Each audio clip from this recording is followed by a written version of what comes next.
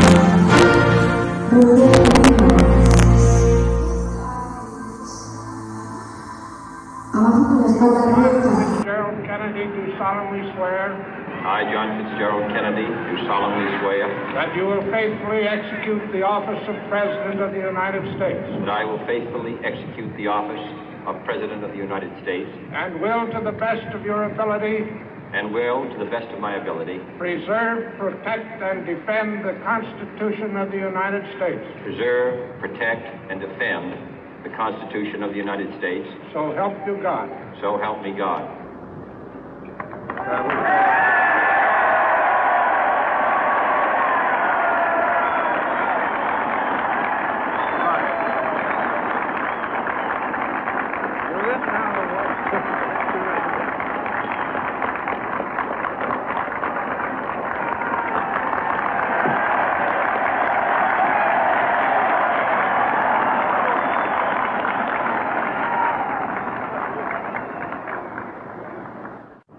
Vice President Johnson, Mr. Speaker, Mr. Chief Justice, President Eisenhower, Vice President Nixon, President Truman, Reverend clergy, fellow citizens. We observe today not a victory of party, but a celebration of freedom, symbolizing an end as well as a beginning, signifying renewal as well as change. For I have sworn before you and Almighty God the same solemn oath our forebears prescribed nearly a century and 3/4 ago. The world is very different now, for man holds in his mortal hands the power to abolish all forms of human poverty and all forms of human life. And yet the same revolutionary beliefs for which our forebears fought are still at issue around the globe. The belief that the rights of man come not from the generosity of the state, but from the hand of God. We dare not forget today that we are the heirs of that first revolution. Let the word go forth from this time and place to friend and foe alike that the torch has been passed to a new generation of Americans born in this century, tempered by war, disciplined by a hard and bitter peace, proud of our ancient heritage, and unwilling to witness or permit the slow undoing of those human rights to which this nation has always been committed and to which we are committed today at home and around the world.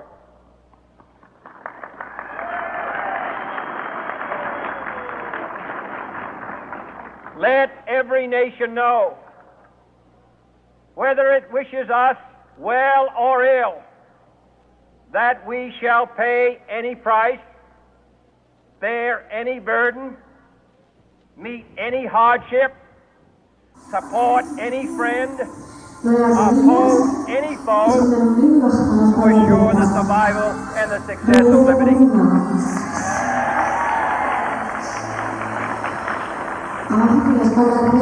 This much we pledge and more.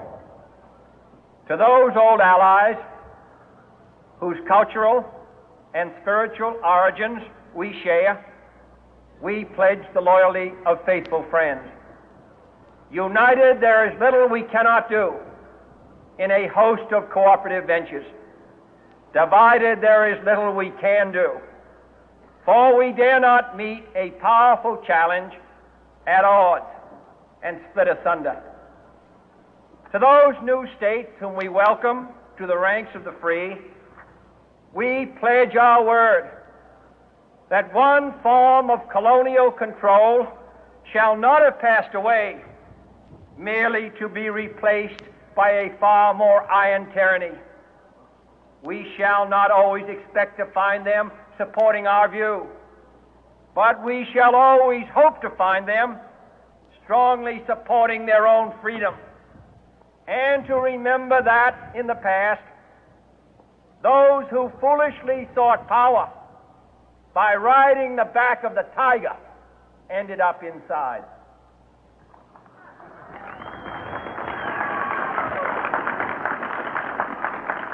To those people in the huts and villages of half the globe struggling to break the bonds of mass misery, we pledge our best efforts to help them help themselves for whatever period is required, not because the communists may be doing it, not because we seek their votes, but because it is right.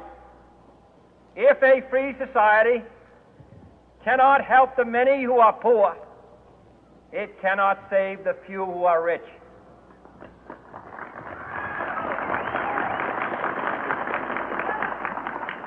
To our sister republics south of our border, we offer a special pledge to convert our good words into good deeds, in a new alliance for progress, to assist free men and free governments in casting off the chains of poverty. But this peaceful revolution of hope cannot become the prey of hostile powers. Let all our neighbors know that we shall join with them to oppose aggression or subversion anywhere in the Americas. And let every other power know that this hemisphere intends to remain the master of its own house.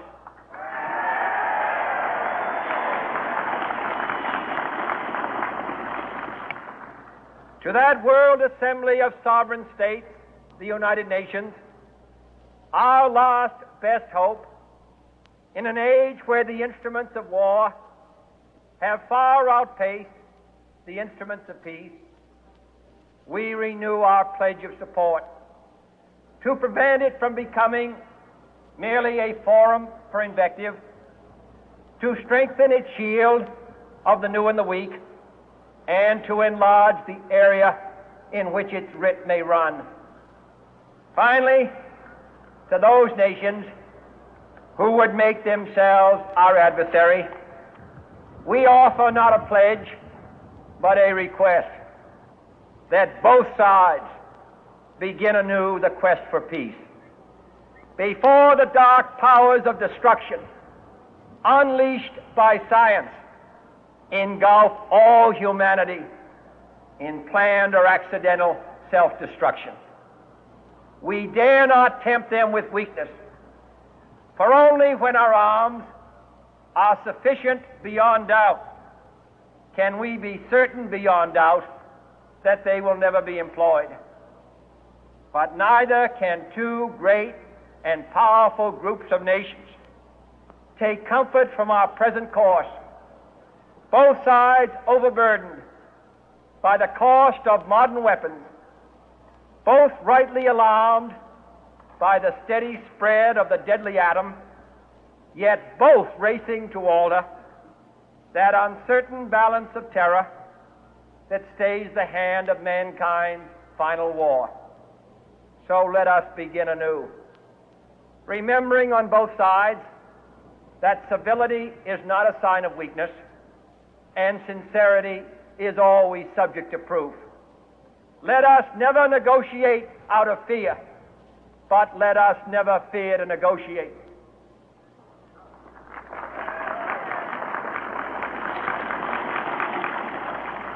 Let both sides explore what problems unite us, instead of belaboring those problems which divide us.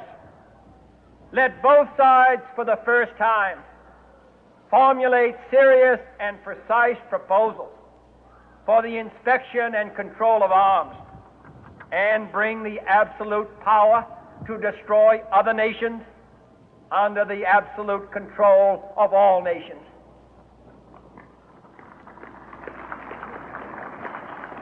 Let both sides seek to invoke the wonders of science instead of its terrors. Together, let us explore the stars, conquer the deserts, eradicate disease, tap the ocean depth, and encourage the arts and commerce. Let both sides unite to heed in all corners of the earth the command of Isaiah to undo the heavy burden and let the oppressed go free. And if a beachhead of cooperation may push back the jungle of suspicion, let both sides join in creating a new endeavor, not a new balance of power, but a new world of law, where the strong are just and the weak secure and the peace preserved. All this will not be finished in the first 100 days, nor will it be finished in the first 1,000 days, nor in the life of this administration. nor even perhaps in our lifetime on this planet. But let us begin.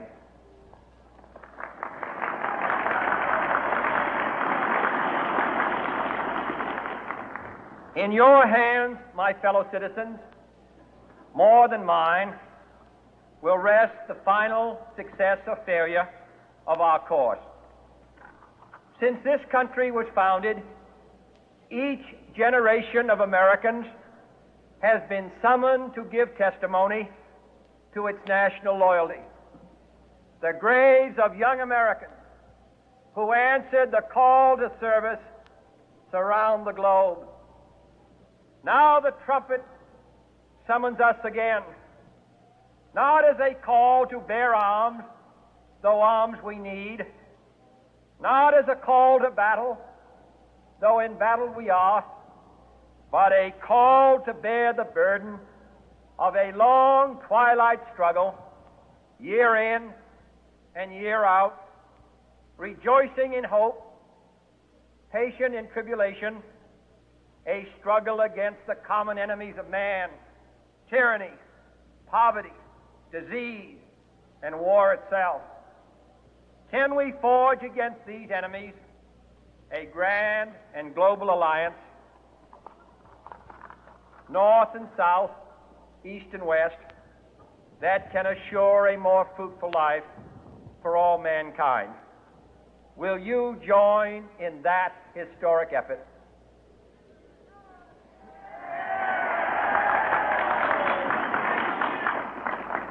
In the long history of the world, only a few generations have been granted the role of defending freedom in its hour of maximum danger. I do not shrink from this responsibility. I welcome it.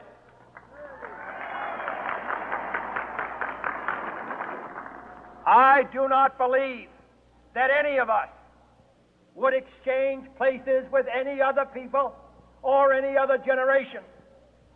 The energy, the faith, the devotion which we bring to this endeavor will light our country and all who serve it.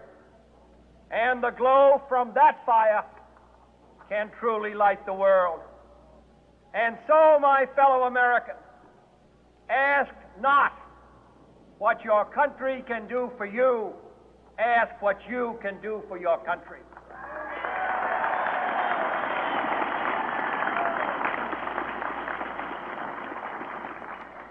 My fellow citizens of the world, ask not what America will do for you, but what together we can do for the freedom of man.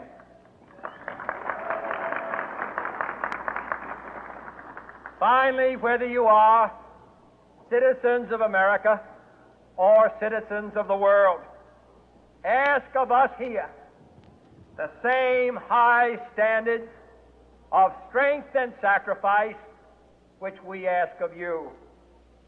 With a good conscience, our only sure reward, with history the final judge of our deeds, let us go forth to lead the land we love, asking His blessing and His help, but knowing that here on earth, God's work must truly be our own.